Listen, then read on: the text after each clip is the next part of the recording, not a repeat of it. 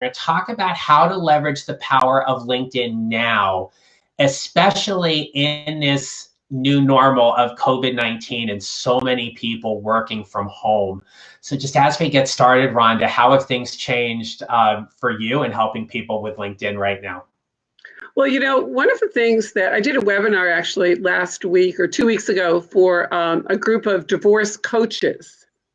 And, you know, and I always update all the webinars that I do. But one of the things that I learned myself, which I knew but didn't see the statistics on, is 90% of the people on LinkedIn are on Facebook.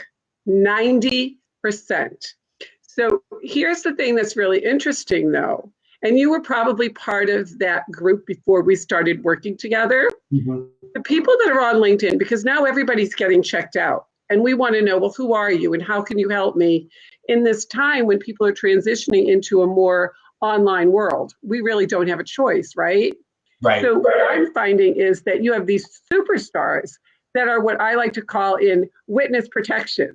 In other words, they're great and they're not showing up in a way that people know who they are, what they do, what problems they solve, and what third-party validation exists for them.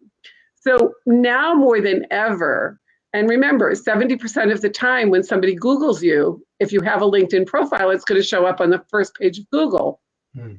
So now more than ever, it's so important to show up as the expert you are and get out of witness protection.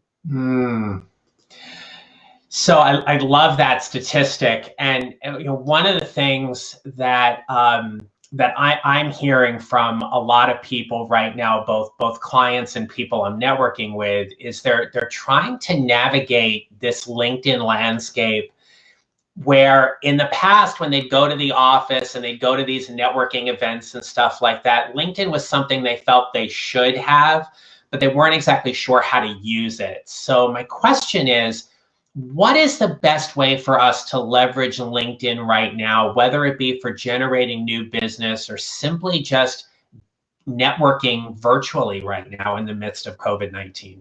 Yeah, and I think what you're really saying, John, is how do I use it both for lead gen, but more for credibility? And so the system that I talk about is the 3 Ps. And the first one is presentation, right? How am I showing up? And the truth is that most people don't realize that every second 2 new people are joining. 94% of B2B content is actually found on LinkedIn. People are pushing it out through LinkedIn. So the first thing that people want to be aware of is, how are you showing up? Look at your profile. Does it have a picture of you with a selfie, or does it have a really professional headshot like yours does? Do you have a banner, or are you using the banner that LinkedIn gives you, just the plain blue sky, right? I know on yours, it has your credentials, because you can choose any coach, but getting the credential that you have takes a lot of work, right? You have a logo. So that's the first thing is, you know, that first thing when you get there, okay, how are you being branded? And then underneath your name, again, think about Google. You're going to go look for somebody. You're going to put in a very specific search, right? If I'm going to look for an ophthalmologist in Carlsbad, California, because that's where I want to have, you know, that's who I'm looking for. My search on Google is going to be very specific. It's going to be ophthalmologist in Carlsbad, California. And what I'm going to look for is I'm going to look to see, not necessarily on LinkedIn with an ophthalmologist, but you know what I want to see? What are the Google reviews? Because when I did that, the guy I selected had 553 5-star reviews. So think about it. When you go to LinkedIn, what do you want somebody to see? You want them to know, what do you do? So if you just have your title underneath your name and they don't know you, they will never find you. If you have executive coach, you're one of the hundreds of thousands of executive coaches. Right. And then secondly, then there's what they call the about section. So you have those first 2 or 3 lines to get somebody to click my favorite 2 words on there, see more. Makes sense? Yeah, absolutely.